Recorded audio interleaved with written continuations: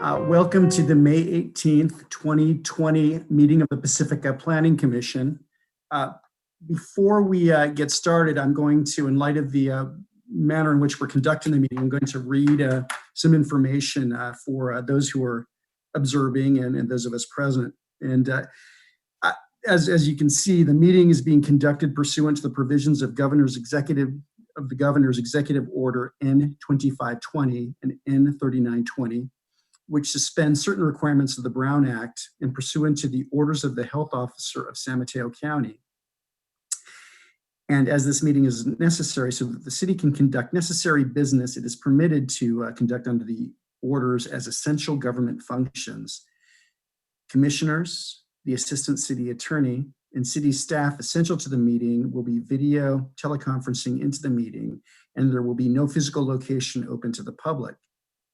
The public can observe the meeting via cable or live stream while sheltering at home. Instructions for the public are contained in the meeting agenda available on the city's website. This meeting may be observed live on local TV, channel 26, or online at www.cityofpacifica.org/livestream. Public comments may be submitted during the meeting by emailing comments to publiccomment@ci.pacifica.ca.us. For this commission meeting, public comments may be made only on items that are on the agenda. Please indicate on the email subject line the agenda item number or note oral communications in quotations.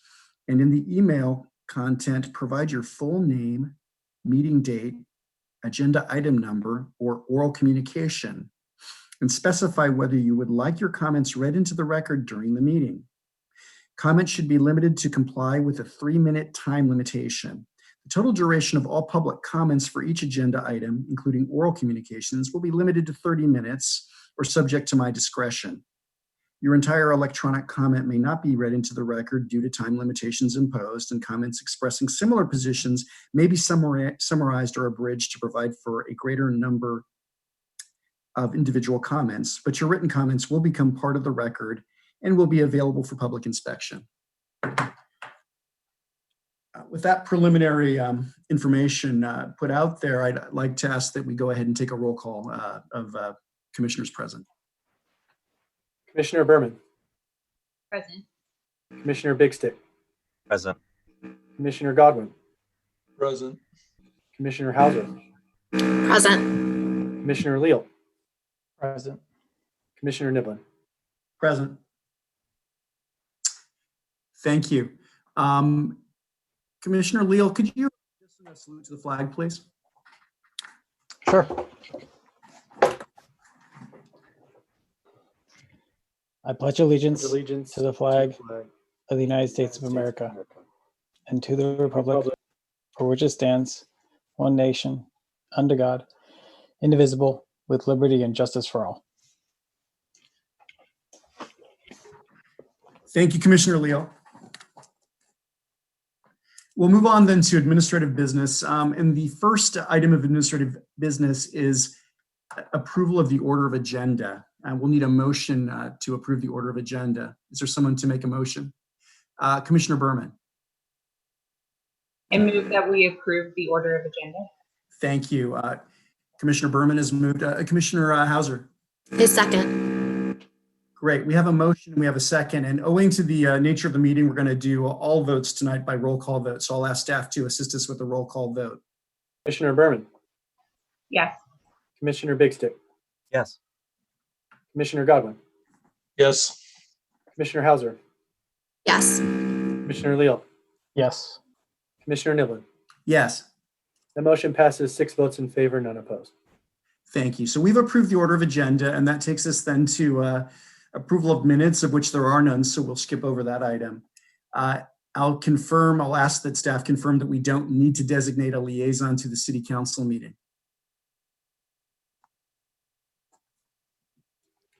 That's correct, Chair. We will have a need at the next Planning Commission meeting, but not tonight. We do have at least one appeal of the Planning Commission action scheduled for the City Council meeting of June 22nd, I believe is the date. And so we will be following up. Appreciate it. I'll ask my colleagues to be thinking about their willingness to volunteer next time we come together for that. So that moves us then to the portion of the agenda for oral communications. And this is the portion of the agenda that's available to the public to address the Planning Commission on any issue within the subject matter jurisdiction of the Commission that is not on the agenda. The time allowed for any speaker will be 3 minutes. I'm wondering, Christian, whether or not we have any members of the public who want to speak under oral communication. We have a number of comments that have recently come in. I'll need a moment to confirm if any are for general oral communication. All right, well, we'll stand by for a second then so you can do that.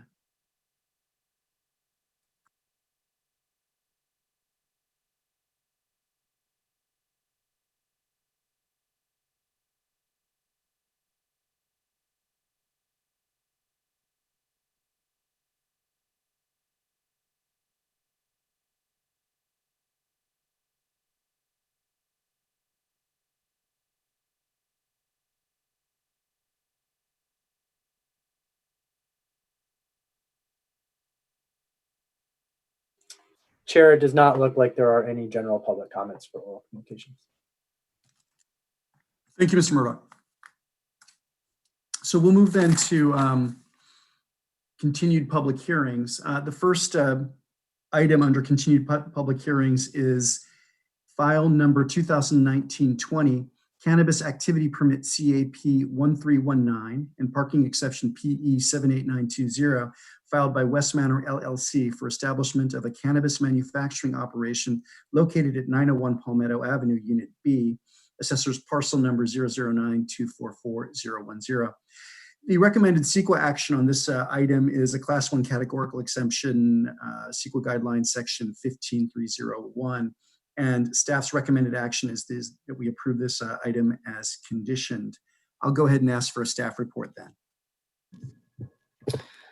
Good evening, Planning Commissioners. My name is Helen Gannon again, Assistant Planner. So the project before you is the first cannabis manufacturing operation application, which the Planning Commission will consider since the creation of the city's cannabis permitting program. While the city has reached the maximum number of retail operations in the city, Pacifica's code allows for cannabis manufacturing and testing operation applications to be filed with the Planning Department at any time. The subject application, known as West Manor LLC, will be operated by one staff member and proposes to establish and operate a medicinal and adult use cannabis product manufacturing facility in an existing 2-story commercial structure containing 2 other active businesses. The footprint of the existing structure would not be altered. However, the applicant does propose to remodel the interior floor plan to comply with the state cannabis regulations related to the separation of the 2 activities on site, which require separate state licenses. The applicant is proposing to apply to the state for a Type 6 cannabis manufacturing license and a Type 11 distribution license. The manufacturing component of the operation would have 2 main functions. Firstly, the applicant would perform limited additional processing to refine crude extracts before infusing them into other products, such as concentrates, edibles, and vaporizer cartridges. Any additional processing would involve only mechanical or thermal means of separation to refine the unprocessed extracts using heat or other proprietary extraction methods. No solvents or chemicals would be used. Secondly, the applicant would source raw cannabis from licensed cultivators to produce and or package cannabis flowers and pre-rolled cannabis cigarettes. Under the distribution license portion, the applicant intends to transport cannabis goods between licensees, arrange for the testing of cannabis goods, conduct quality assurance reviews of cannabis goods to ensure compliance with all packaging and labeling requirements, and confirm that product is in final form and ready for retail sale prior to transferring product to a licensed retailer. The distribution license would also allow the applicant to package, repackage, label, and relabel cannabis for retail sale. The proposed operation would meet all applicable zoning standards except for the minimum off-street parking requirement. Given the size of the proposed operation, the business would be required to provide 2 parking spaces, one of which would be required to be an accessible parking space per the California Building Code. The site cannot provide 2 parking spaces due to the limited width of approximately 13 feet and 8 inches of the existing driveway and the requirement to provide a van accessible parking space. As you will see in the proposed floor plan, there is a 1-car garage space in the existing structure. However, this space cannot be utilized since the accessible parking space would need to be located in the driveway in front of it. Therefore, the applicant can only provide one space located in the front driveway, and a parking exception is required. In staff's analysis, the requirement to provide an accessible parking space combined with the existing physical constraints of the site, the proposed project is as nearly in compliance with the off-street parking requirements as is reasonably possible. In conclusion, the project would satisfy all zoning regulations and applicable development standards upon approval of a parking exception and would be consistent with the general plan and local coastal plan. Therefore, as condition, staff recommends approval of both a cannabis activity permit and the parking exception. The applicant is also with us tonight for any questions that you may have regarding the proposed business. Thank you, and I'm here also for any questions. Chair, if I interrupt, please forgive me. I've learned that we are having technical difficulties with our PCTV broadcast. It seems that the audio feed is not going out correctly to the public. So PCTV has indicated that they are working on a technical fix, but it may be advisable to hold off on further business in the meeting until we're able to resolve that problem. So why don't we go ahead, Berman, I thought I saw your hand up as well. Yeah, I guess it was a similar question. I was wondering how this might impact the statute of limitations for these projects. Thank you. Yeah, I had a similar concern about shot clocks, and maybe those aren't relevant, with respect to the telecommunications related thing in particular, or any other permit streamlining and things like that. So with respect to the wireless facility being considered, this continuance would not affect any shot clock limitations that are in effect right now. As for the other projects, I think it's reasonable under the circumstances to continue them, but I defer to Ms. Pisano if she has other thoughts on that point. Yes, given the circumstances, I think it's reasonable to continue the agenda to for a very short time to allow the Planning Commission to schedule these items in June and to ensure that the public can participate in the way that the city has indicated that they can participate. Yeah, all that seems very reasonable to me. And I guess the only commentary, it's not even a question really. I mean, June 15th, 2020 seems for an adjournment, it doesn't strike me as especially brief, particularly given the amount of time that some of these matters have been percolating. And I recognize we're dealing with unique and challenging circumstances, but if that's the earliest, sort of feasible date in staff's estimation, of course, I'll defer to staff, but it does strike me as a bit of a ways out there under the circumstances. But in any event, Commissioner Big Stick has made a motion. Is there somebody, and again, the motion is to, actually not to continue the items, that the effect would be to move the hearings on these items out, but it's actually to adjourn this meeting until June 15th, 2020. Is there a second to that motion? Commissioner Godwin. I will second that motion.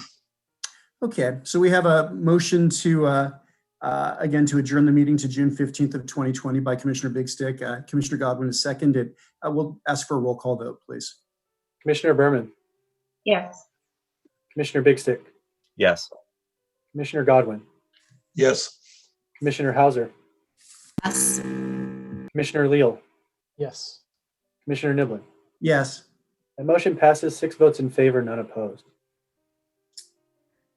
Thank you. And so with the, and I guess it is a technical question then for the city attorney, the motion, the meeting having been adjourned or to June 15th, is there anything further we need to do at this point, or are we in fact adjourned? We're adjourned until June 15th, and then on June 15th, the meeting will commence exactly where we left off. Very good. Well, I think then that concludes our proceedings of this evening, and